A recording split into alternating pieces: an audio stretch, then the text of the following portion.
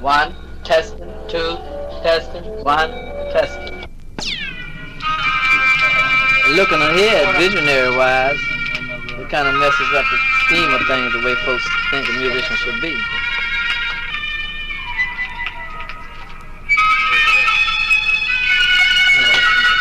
A lot of musicians have come out of your group. A lot of young musicians, right? Mm-hmm.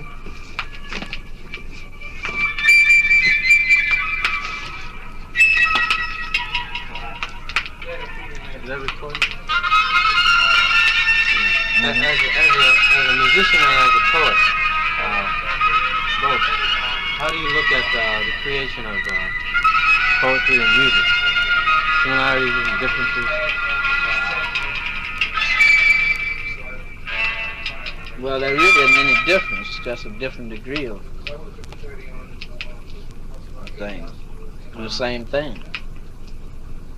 So one is using a different medium? Yes. Because poetry is rhythmic, even if it's written in a prose form. It's got something else in there that ordinary prose doesn't have, else you wouldn't call it poetry. And what it's got in there is that rhythm, subtle or otherwise. What do you think are some of the chief causes of forces at work trying to keep your music suppressed? Well,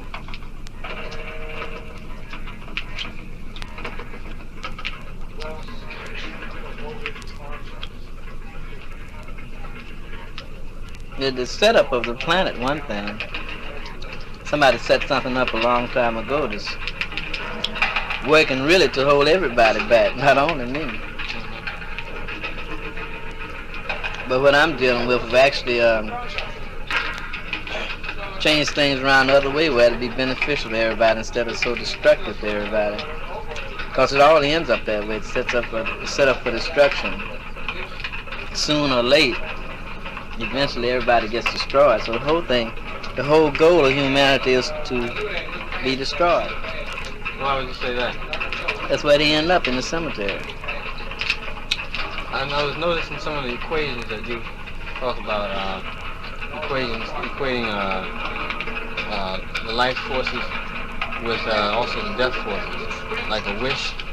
So in man there's a death wish. Why is this true? Well, it's just like the election day came, and that's what he chose. Man always got a choice. So they chose that. It wasn't that they were told what would really happen for it. They just had a chance, like anything else, like a presidential election. They put two men up there, and you have to choose one of them. So election day came for man, and he chose what he got. He chose his leader.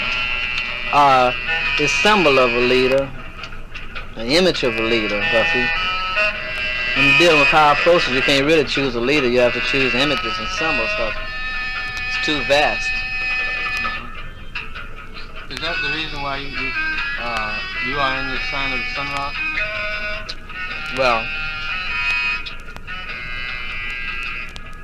everybody have to be what they really are. That's what I really am, somewhere else. Because I don't consider myself as nothing on this plane of existence because there isn't anything here. You mean on Earth? It just looks like it is, but it's not. It's just like you go to a theater and sit up and you look at a beautiful stage. It doesn't stay that way. As soon as the next act comes in, then you got some more scenery and it won't look like the same stage after the stage hands get to changing it around. Well, you're saying Earth is a stage. It's a stage. What's the next act for the planet Earth? Next act is the finale. Finale. Will music be a part of this finale? Well, music is going to be the bridge to. It's just a finale of the traditional things. The traditional things got some meaning in them, but comes a time when you need something else.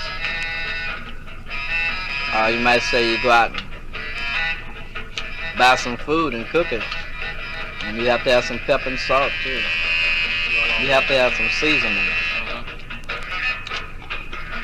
One thing I've noticed on like some of the musicians that have come out of your group have always, in various articles I've read, given you a little credit, but it's always been on the side. It's never been a full statement of credit where credit is due. Do you have anything to say on that?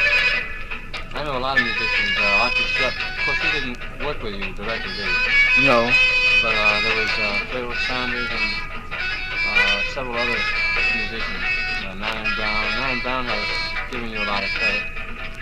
But to what extent do you think the forces that you mentioned earlier, that you said that the leaders should get together and the higher forces should get together and stop the deliberation of it? Well, the musicians really don't know the extent of what I'm doing.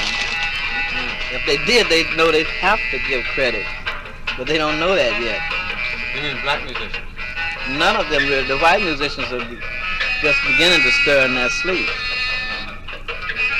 Yeah, but none of them really know the extent of what I'm doing. Not even the fellows in my band. They know every now and then they wake up a little bit, but it's because it's dealing with infinity. It's kind of hard to expect a musician to deal with that when he hasn't been taught anything like that. He can't be taught it. The only way he can know about it is for it to be demonstrated. And that's the eternal thing. When you say infinity, do you mean the physical infinity or spiritual infinity? I mean the scientific or infinity in all of its... Which way are you? Everything. Because it's like that now, you see. People have had everything on the confused plane, so they have to have everything on the enlightened plane, or else it wouldn't be balanced. They got everything that was bad.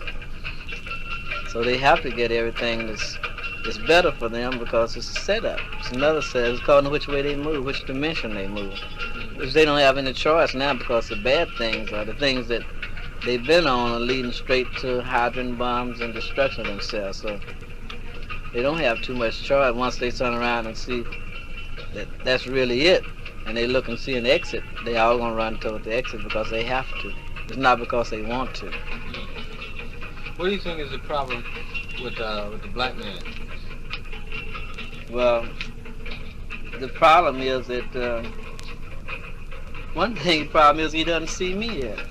That's his great. You know, he has one problem now. He doesn't see me. You have to see me first. I mean, he has to see that what I'm talking about is the bridge to either, if he wants to go back to the past, back to be what he was, that's all right. If he wants to go to the future to be something greater than he was, that's all right too. It really doesn't make any difference. In infinity, it doesn't make any difference which way you go. But once you go over there, you're trapped over in now in the sense that you make another choice, and there's no telling when election day will come again. In other words, you think that the black man is having blocks now to keep him from seeing, blocks in front of his eyes? Oh yeah, he's had them not only now, but he's had them set up for him a long time. What they call God set it up for him, too. Because that's God's job to block people. You know, you're contradicting a lot of what a lot of black so-called writers and poets and musicians are saying. And they're saying that it's the white man who is blocking the black man's progress. What do you have to say about that? The white man is man, like you said. Man is made in the image of God. So he can only do what God does. That's what images do. They do as what Cassius does.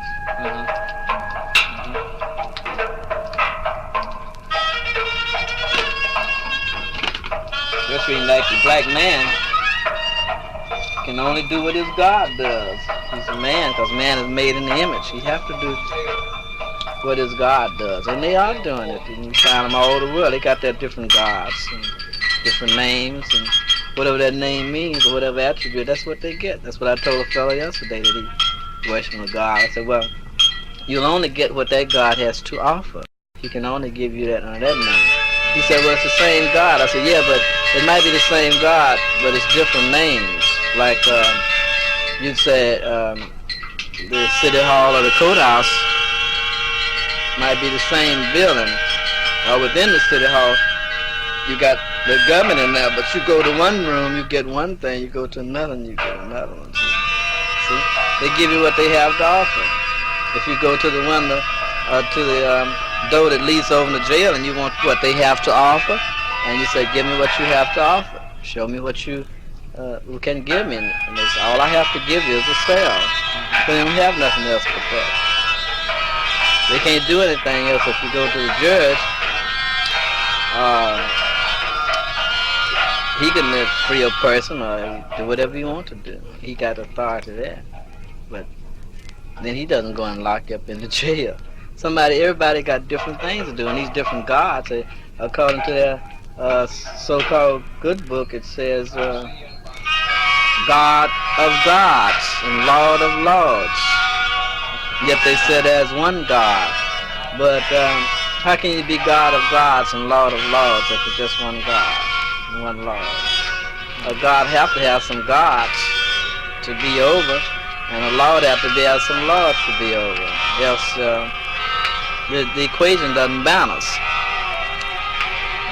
You don't have no man of men, but you got a God of gods. But then that's the equation moved two ways. You can say God of gods, apostrophe S, God's God. I mean, God got a God. So it can move a lot of different ways. Do you think religion has hampered man's progress? Well, it was set up by God, and he didn't set it up to help. He set it up to block them. Because he over in the book, the so-called good book, he says so. So, if they really believe the book, they would know who's stopping them, because the one they profess to believe in is saying what he's going to do to them. And what he said he's going to do to them is block them.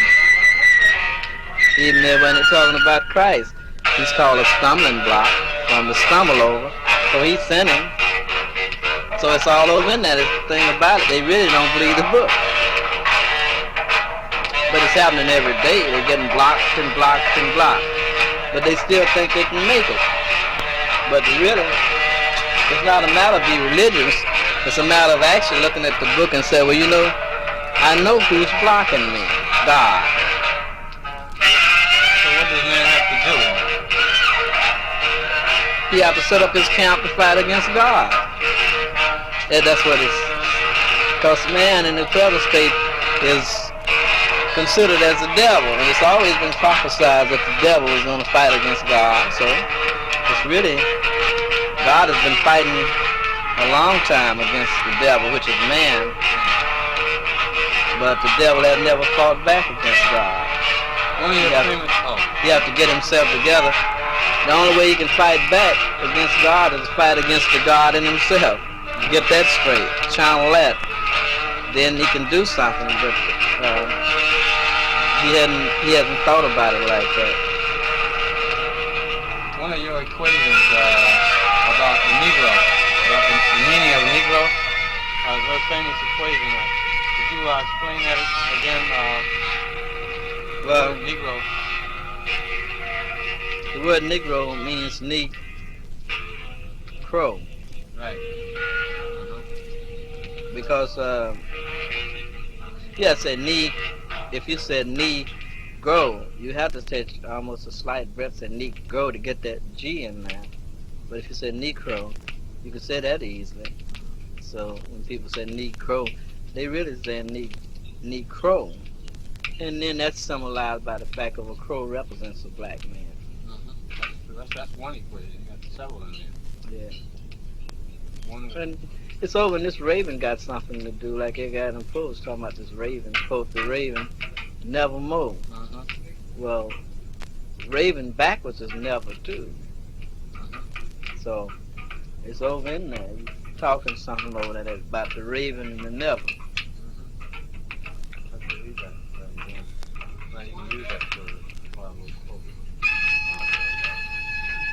But one of the equations too was on that. We came from the Greek letter.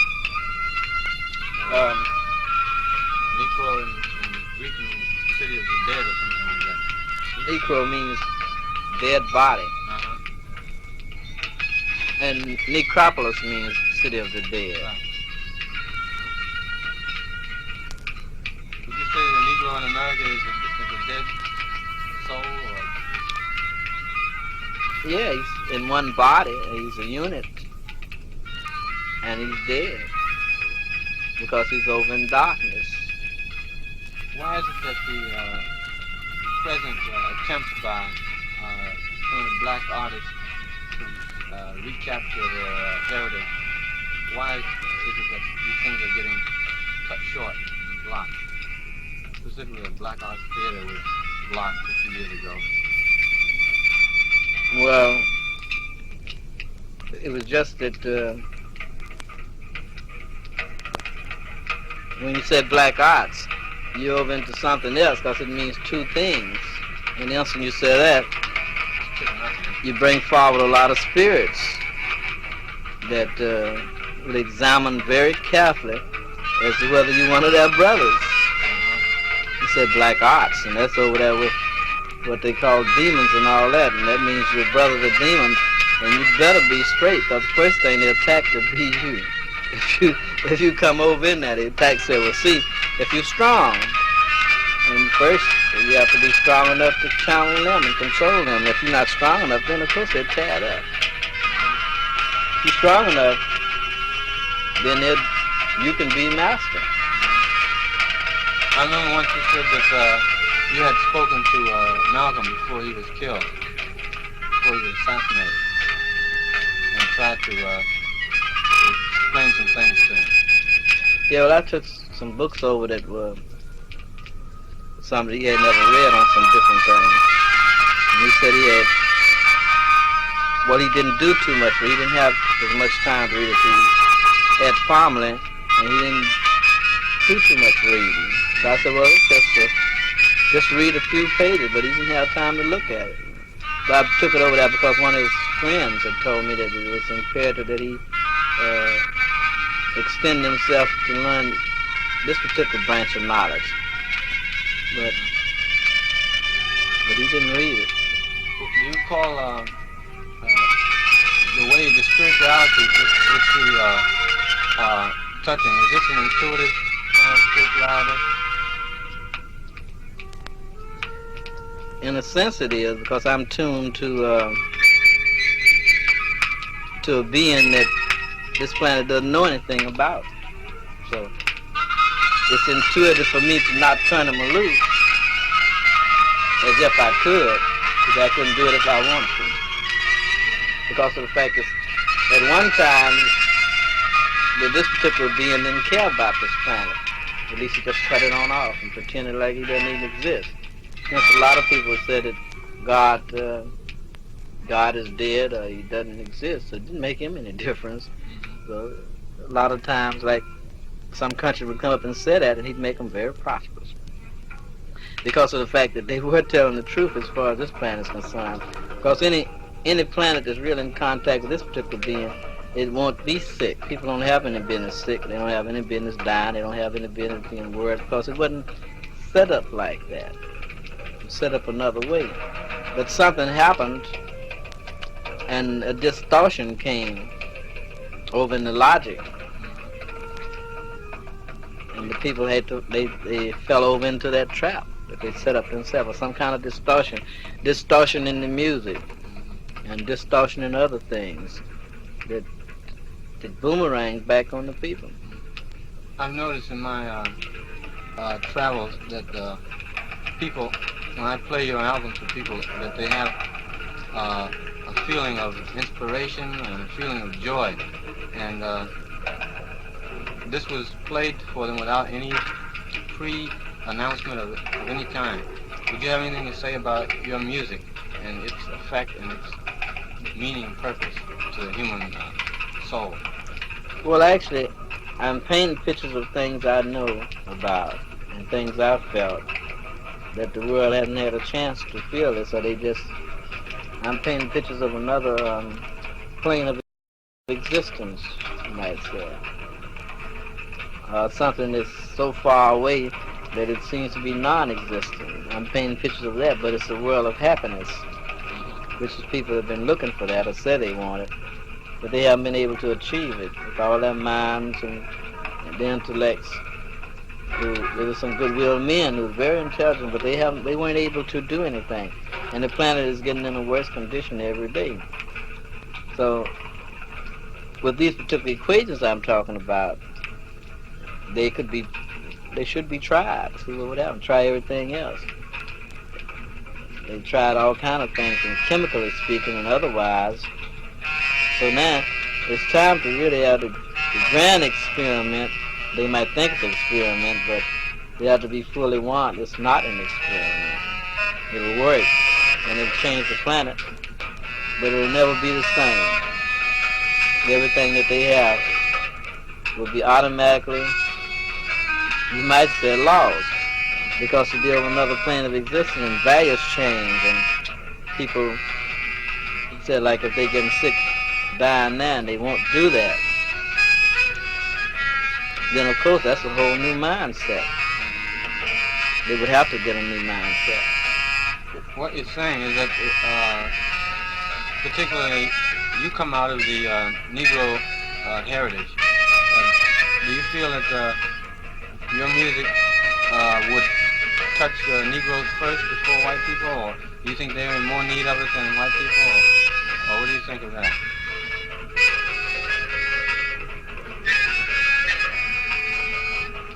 Well, they aren't really in need of anything because they're complete over in the world of the dead. How do you revive people that are dead? But